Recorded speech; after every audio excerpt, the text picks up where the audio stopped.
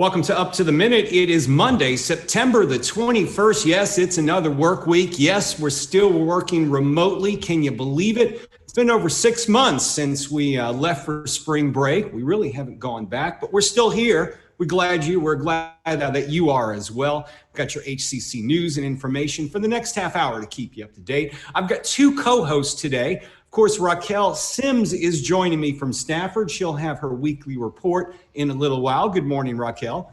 Good morning. Good to see you here. And always here, Brittany Pacheco. Good morning, Brittany, from your home studio. Yes, I am. Good morning, Todd, and good morning to everyone joining us for this morning's Up to the Minute. We really appreciate you being here with us. As a friendly reminder, every Up to the Minute episode, I ask each and every one of you to like us on our social media pages, Facebook, Twitter, and Instagram. And don't forget to subscribe to our YouTube channel. And last but not least, we need your help. As our audience, we want to grow our audience. So you can help us by sharing this podcast by clicking that button at the bottom that says share so that this podcast will show up on your newsfeed. And hopefully we can get more followers on our pages as well as Up to the Minute. That's right. Share the podcast. And as I mentioned, we've got some great information for you the next half hour. We are featuring our Culinary Arts department this morning, and we've got two special guests. One of them is a former HCC student, a graduate, Chef Felipe Riccio. Chef, good morning to you, and we appreciate you joining us. You, by the way, are the chef and partner of Goodnight Hospitality Group. Yes, good morning. Thank you. Thank you for having me. Absolutely. We're going to be with you in a few moments. But first, we want to start with Christy Sykes. Chef Christy is the program coordinator and chef instructor for the HCC Culinary Arts Program. Good morning to you. Good morning, Todd. Thanks for having me.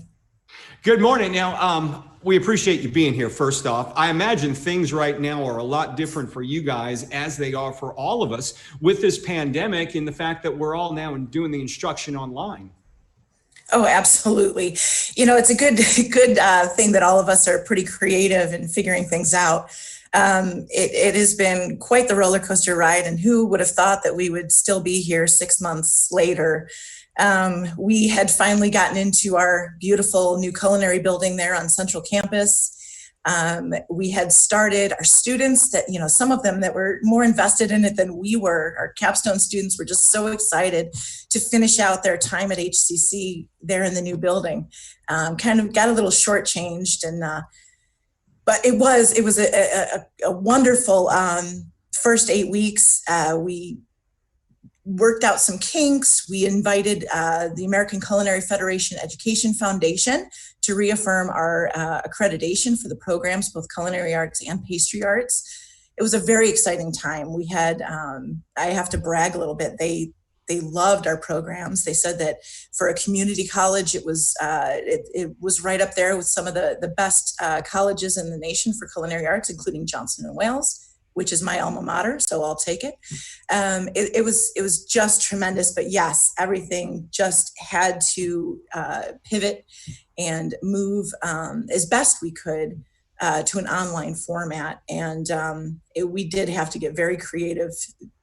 Goodness, we're going into planning for spring 2021 now. It's amazing. I know it's hard to believe spring's right around the corner. We're in the midst of the fall semester. The second start, in fact, starts today with the classes for second start students. This had to be, I mean, you kind of touched on it, but this had to be heartbreaking for you guys. You just moved from 3100 to a brand new culinary building. I know you're all set up with all types of wonderful equipment in there, but you can't bring the students in right now, and that's got to be heartbreaking. But on the other hand, you know it's going to happen sooner or later. Oh yes, no, we're very excited. In fact, our lab-based classes are slated to start back in the building with Precautions starting October 5th, the week of October 5th. So obviously there's going to be, you know, some screenings and our reduced caps on classes, which is difficult only because only 9 students are allowed into a lab class right now, which leaves a lot of longing for those that couldn't get into a class. But for the 9 that will be there, they're definitely getting some hands-on, a little more, you know, attention from the instructors. But we are taking precautions, and until things ease up a little bit and guidelines give us a little more freedom, we do have to take those precautions to keep everybody safe. And I was going to ask about the precautions because, you're teaching baking and culinary arts and working in a kitchen. That's going to be difficult in these times as you prepare to move forward. And not just difficult for you, but difficult for the industry as well, because they've had to make some drastic changes. Oh, absolutely. And getting creative. But that too, we kind of, some discussions have gone on. We've always stressed proper sanitation and cleaning, and we're very strict with what we do in the kitchen. What we will be adding is some PPE. We will be wearing masks and going through regular hand washing, where we will have regular scheduled times where everybody stops what they're doing to wash, not sharing utensils. Everybody will have their own for the day. But we do have such a large space with only the smaller cap of 9. There will be plenty of room for those students to move around. Thankfully, we have, the space that we had before was so much smaller. We really have room now. So that should work out, and we student safety will always be our number one priority. Absolutely. And I imagine with the smaller classes, the students are going to get more personal interaction with the chefs like yourself and the instructors in the program. Yeah, absolutely. They kind of lucked out, those that are in there. Now, right now, they're going through a lot of the lecture component it's very heavy in lecture, and they're going through a lot in order to earn the ability to come back and finish up those lab hours. It's been, interesting. But yes, when we get in there, they will definitely have much more of our attention since there will be a smaller amount of students. It'll be nice for both, actually, for both of us. We like interacting with our students and making sure that everybody's getting every skill. Chef, let me ask you this. The program yourself, is it a 2-year program? Can you get certifications, be out in a short time and find work? Do you have an option to go through a 4-year course? So yeah, actually our program, I'm sure Felipe can vouch for this, very broad-based, well-rounded, holistic approach to a culinary education, in that they're not just learning how to cook, they're learning specialties. Like they will get into the pastry arts kitchen and learn about pastry. They will go in and have some hospitality courses. It will be about management and menu design and planning. It's about costing and really setting them up for success with being a manager and being able to run an operation.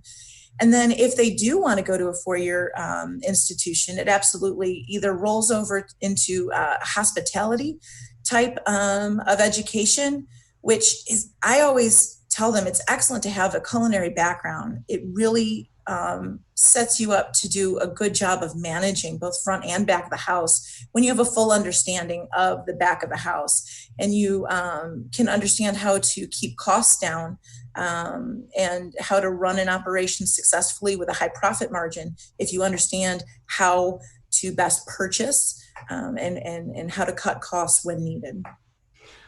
And Chef, I want to bring in another chef, one of our graduates, Chef Felipe Riccio. And Chef, I want to ask you, Christy was talking about all the things HCC can prepare our students for. How did HCC prepare you for your operations today?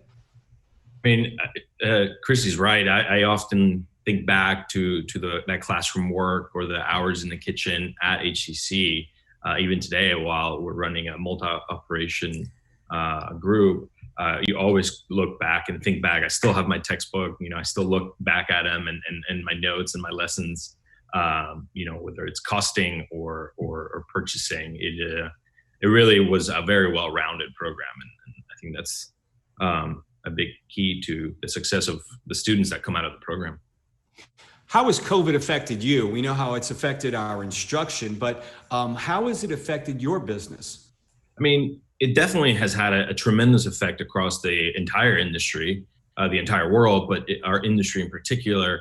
The restaurant industry is based around it's community and society and groups of people coming together and enjoying each other's company. And obviously during times of COVID, it's been very difficult. The pivots to go for a lot of restaurants that maybe weren't doing to go. In our particular case, we were doing no to go. So we pivoted in 3 days to go from a full service restaurant to a lot of our income coming from to go. So I think that key word of pivoting, I think we have continued to do that time and time again as we've learned more about the situation and things have changed. So. Well, the industry, and I have a question for you. It's just kind of out there, but I've always thought about this. Restaurants for a while had to do only to go. And then they could only open with a certain percentage of customers. Now they're up to 75%. Many of them have reopened. Is the restaurant industry, particularly the small restaurants, are they going to be able to sustain themselves when your customers are limited, even though they're back in operation? Sure. It's definitely going to be very difficult. Even the recent increase to 75%, you still have to keep the 6-foot rule. So it might not give you a higher capacity. So I think keeping up with to go and realizing that there's still plenty of people out there that are not comfortable going out to restaurants, even though we as a company, as an industry, we're taking many, many precautions. And like Christy mentioned, we are always looking at sanitation, cleanliness, and staff of the health of our staff. So keeping that to go is going to be very important, and then really being honest with our guests that are coming in and trusting us to come in and enjoy, whether it's a birthday or celebration or just getting to see a family member that maybe they hadn't seen in a while due to the quarantine. Just being able to enjoy a meal together. They're trusting you with that. So making sure you do everything you can to keep that trust is going to be very, very key. Whether a lot of restaurants are going to make it, it's going to be difficult. It's difficult for everyone. Well, Chef, let me ask you this. Goodnight Hospitality, maybe you can tell me a bit about your business. And I understand you work with restaurants and clubs as well? So it's restaurants. Our first concept for Goodnight Hospitality was a honky tonk, so Goodnight Charlie's. So that opened about 3 years ago. We're currently obviously closed as it's a bar centered around dancing and packing a lot of people to keep that energy and that music. We did live music pretty much every day. So that's currently closed down. We opened about a year ago. We opened Montrose Cheese and Wine, which is a little cheese and wine shop in the heart of Montrose. Rosie Cannonball, which is a Southern European comfort food restaurant based around a wood burning oven and grill. And really, those two concepts have been, whether the retail shop that we were able to pivot to online sales and takeout, that has done well, even though it's been very difficult to change our entire operation. And then Rosie Cannonball, we did go we closed down for a while for the safety of our staff and guests. Then we moved to go only. And now we're 50% capacity. We won't go above that just due to the space and right. We think that's the safest way. And then we took the outside space of what was Goodnight Charlie's, had a little outside patio area. We took that and kind of rolled it into what Rosie Cannonball is and did a little pop-up for the summer called Spritz Patios, kind of like, Southern or, Italian kind of fun, easygoing food with some light cocktails. So that's what our company's, the restaurants that we have within our restaurant group.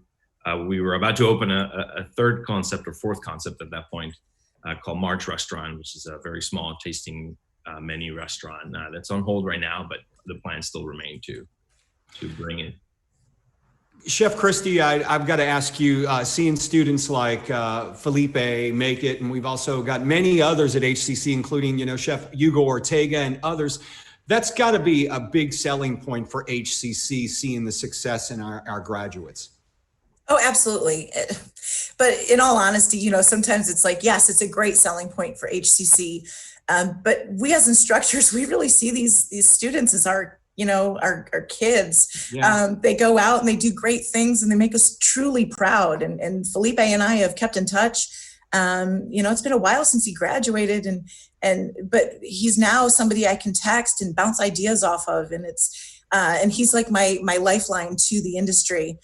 Hugo Ortega, I think, everybody in Houston knows. He's just been phenomenal in giving back to our program too. Just recently, actually, I forgot to bring this up. He donated over $100,000 for scholarships for students. Yep. And that will, that will help so many students. And in exchange, in our corridor, in our main area, one of the walls or that area will be renamed the Hugo Ortega. The corridor, culinary corridor. Right. There's an area there where he will be honored because yes, he has given back quite a bit. Yeah. We're very thankful.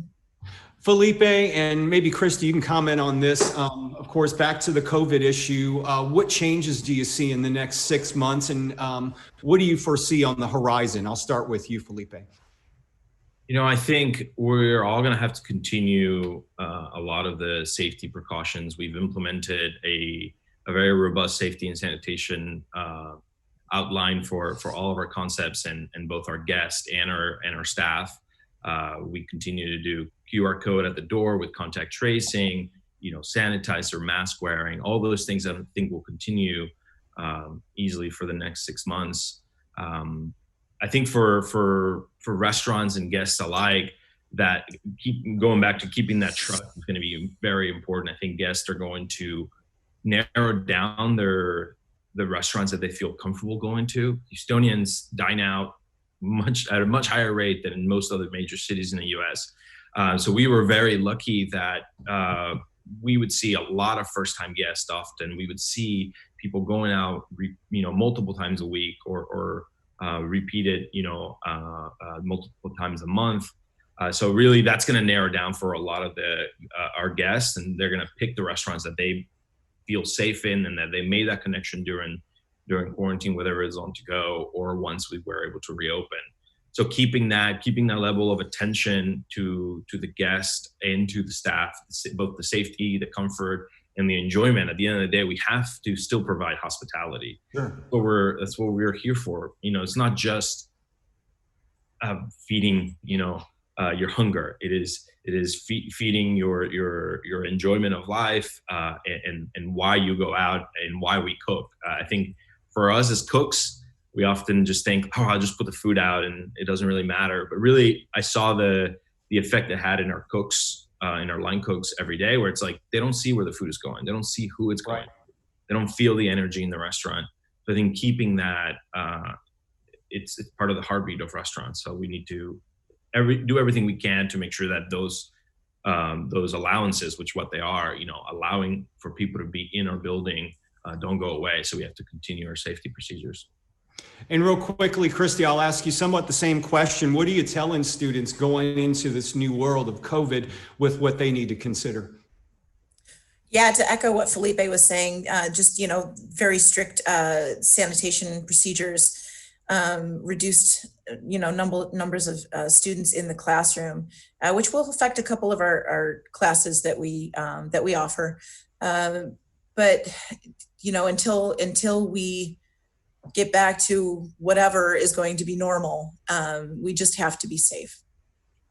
Absolutely. Christy and Felipe, chefs, we both appreciate you being here. And folks, if you want to know more about our Culinary Arts program, you can find links in the post for this show. Thanks to you both being here. Christy, we hope you see you back in your building soon. Me too. Thank you, Todd. Thank you. Appreciate you both here. Good luck to you, Felipe. Thank you very much. And we are going to move on now to our HCC news, announcements, events, and information for you. I'm going to start off real quickly out in Stafford with Raquel. Raquel Sims has an update. Good morning again, Raquel. Good morning, and thank you for having me on here to share Stafford news. Things are going pretty good out there in Stafford. I had the chance to speak with the high school Stafford tennis coach and to see what his athletes were doing this upcoming fall season. Some athletes felt comfortable with coming back, and then there were some who just kind of wanted to play it safe and really just continue just doing online school. But for the most part, they're back in action and they've competed in some games already. So they're doing great things. So, and they're practicing all of the CDC safety guidelines, temperature checks, making sure they're socially distanced, which is kind of pretty easy in the game of tennis, honestly. You know, you already have that distance. So just having that and to see them still flourishing in the midst of COVID-19 was amazing. I also had a chance to speak with the founder and of the Black Life Studies Club, Dr. Michael Ayers, and how the COVID-19 kind of put things at a halt for them, but they're drumming up new things to get the fall semester going, to find some activities of how to engage students and let them know that they are still a club and they're still pushing for what their mission is. They've had to tweak some things, but in all, they are still, you know, a club and representing it as Black Life Studies Club. So I had a chance to speak with him. Fernando also had a chance to speak with the founder of Tank's Paintball Company, which I found really, really cool because they kind of slowly but surely opened back up in the midst of COVID-19. You know, everyone's looking for something to do since we've been under the stay-home order and just trying to stay confined. When they opened back up, they started booming like no other, no pun intended, honestly, but they started to just, you know, people started booking, you know, 2 to 4 hours instead of like maybe 1 hour with paintball. So it's exciting. He saw a bit of a decrease in the beginning, but now they're getting back up and at them. So it was cool to speak with them and to see that perspective and what individuals were doing out in the community. And next week, we're excited to talk with Twyla Hines, who is the principal of the Early Childhood Center, and she's going to be discussing the Walmart partnership that they have and how Walmart donated a lot of school supplies for the Early Childhood Center. So we're just happy about that. So that's what we have coming up next week. So in the meantime, if you are not doing so already, please like and subscribe to our YouTube channel at HCC Stafford TV Studio, and follow us on Facebook as well and on Twitter to keep up with our latest news features and anything that we have coming up. Thank you again, Todd, for having me, and it was nice seeing you, Brittany. Always good to hear from you, Raquel, and hearing what's going on in our Stafford location. We appreciate you doing that. Folks, we want to let you know, as I mentioned earlier, our Second Start registration ends today because classes start today. Today's the last day you can register for Second Start. If you've been waiting, now's the time to do so, to register, to go to hccs.edu/now to register right now at the second. Brittany, All In for HCC, the faculty and staff campaign is going on, and it's ongoing. It's for our foundation to raise money for scholarships. Yes, this is ongoing all the way through November 6th. Now, this is something that's very near and dear to my heart, Todd, because as you know, I'm a former foundation scholarship recipient, and I can't tell you how much of a difference it made in my life, and it makes in the lives of so many other students who come here to HCC, be it domestic students or international students. So now more than ever, HCC students are in need of our support. So the foundation is asking us to help them overcome financial struggles and stay on track with their classes so they can graduate. And you can help by doing a payroll deduction today, and your gift will yield an impact all year long. I mean, that's just a phenomenal aspect of being an employee here at HCC, to help our students, because at the end of the day, we are here for our students. So if you're interested in donating or making your payroll deduction, learn more by going to hccs.edu/allinforhcc. Now, we want you to also promote this on your social media pages, so be sure to use the hashtag allinforhcc. And of course, faculty and staff, we want you to stay up to date with college events, testing, training, all that and more. One College website is live right now. You can visit it at www.onecollegehcc.com for more information. And speaking of One College, 2 more trainers are being recognized for its testing and training initiative. Congratulations to Hazel Milan and Evelina Louis from IT. Outdoor Wi-Fi zones, Brittany, they're out there and they are free for our students, even though our buildings are closed right now. That's correct. So because our buildings are closed, this means that students and prospective students will not have access to the restrooms in the building, nor have access to outlets to charge your devices. So be sure that you go and use the facilities at home or wherever you're coming from. Make sure your devices are charged before heading out to one of our HCC campuses that has this parking lot resource available for outdoor Wi-Fi. If you're interested in utilizing this free resource, be sure to go to hccs.edu/outdoor Wi-Fi. And it's Hispanic Heritage Month. Our Student Life program has a lot of events. Brittany's all excited about it. Brittany, we've got HCC Spirit Characters and the Susan G. Komen Virtual Race for the Cure, all that going on, and then go to one website to get all the information. Definitely. I'm really excited for the Spirit Caricatures, Todd, because that's happening today at noon. So the free caricatures are back. You can be portrayed in some HCC swag. I mean, who doesn't love that? So yes, the one website that everyone can go to check out these events is hccs.edu/student life. We do have the Susan G. Komen Virtual Race for the Cure happening Saturday, October 3rd, which is right around the corner. Gosh, I cannot believe we're going into October. That's insane. But once again, if you're interested in participating in any HCC Student Life events, head to their website, hccs.edu/student life. You can also email them, which is hcc.studentlife@hccs.edu. And the best way to register is to check your emails for the links. I know I just got the email earlier this morning about these events. So once again, make sure you check your HCC email to see what's going on. The HCC Northwest Fall Vegetable Gardening is going on virtually. You can join a workshop at HCC Northwest. It's from 10:30 to 11:30 today, right after this show. Hop on over. You can go to, well, I'll tell you what, it's a long link. We'll put the link in the show, in the post for the show. So make sure you visit them. Student Virtual Lobby, they're available as well, Brittany, and they're still taking your questions.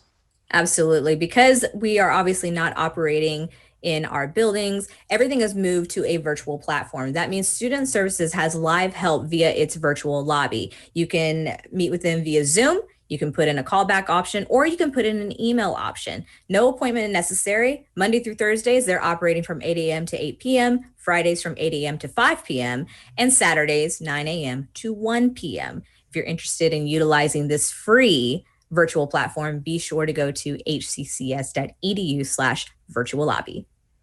We've got some COVID testing sites still operating this week at HCC on 4 of our campuses. 2 of them, no appointments are required. Those are at the Felix Fraga campus and the Eastside campus. They're open from 8 a.m. to 3 p.m. Monday through Friday, okay? A couple of them ask you to make an appointment ahead of time, and Brittany has those. Exactly. So the 2 campuses that do require an appointment, although you won't be turned away if you do arrive without an appointment, are our Northeast campus at 555 Community College Drive and our South campus, which is 1990 Airport Boulevard. They're operating Monday through Saturdays from 9 a.m. to 6 p.m. Once again, the Northeast and the South campus do require an appointment, but again, they're not going to turn you away if you don't if you show up without one. So the phone number's on the screen. Be sure you put in the request to have that appointment made and follow through with being tested.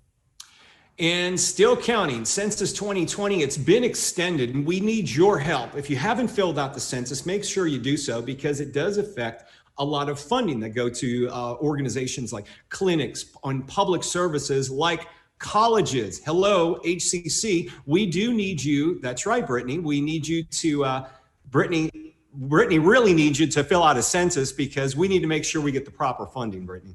Listen, I mean, it didn't take long at all. I actually did mine online. It was super easy. I did get something in the mail to give me like an access code to go online that's unique to my household. And literally, Todd, it took maybe 10, 15 minutes at max, but super easy to do. I know I've seen a census representative walking around here at my apartment complex to, make sure that everyone is counted. So this is completely anonymous.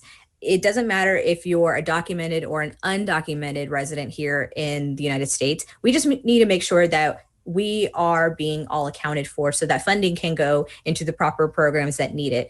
As Todd said, clinics and schools. we're a school that needs funding. So go and make sure to participate in the census today by heading to 2020census.gov. Again, 10, 15 minutes at max, and then you're done. You're done. So we're about done for today. That about wraps up the show. We've got a great show tomorrow, Brittany, some special guests. Okay, one of them I've known, well, a couple of them I've known forever, but one of them, a guy named Doug O'Brien. He is a DJ for the classic rock station, The Eagle. We've got also our own HCCTV's Jim Moran, and he used to work for KPFT, and we've got a current DJ of KPFT. So we're going to be talking to the radio industry about how they're handling COVID. You know, Brittany, some of the DJs are broadcasting from home. I know one of them who actually broadcasts from the pool at his apartment complex. What a life. Yeah. Must be nice. That's all I can say. They've had to pivot their operations for safety, kind of like we're doing, to broadcast remotely in many cases. So we'll talk to him about that tomorrow. And it's one of our favorite parts of the week because we got another special guest. My boy, the man, the legend, Frank Cooper will be back in the house tomorrow, Tuesday, to discuss the weekend in sports because, man, there was a lot that went on yesterday in terms of football. Crazy. Yeah. Okay. We'll hear more about that from Frank. And of course, Raquel, thank you for being here and updating us out in Stafford today. Thank you for having me. It's always a pleasure being on here and just hearing all of the exciting things that HCC has going on. It is an exciting time. And tomorrow we will be back with more Up to the Minute live tomorrow morning, 10 a.m. See you then.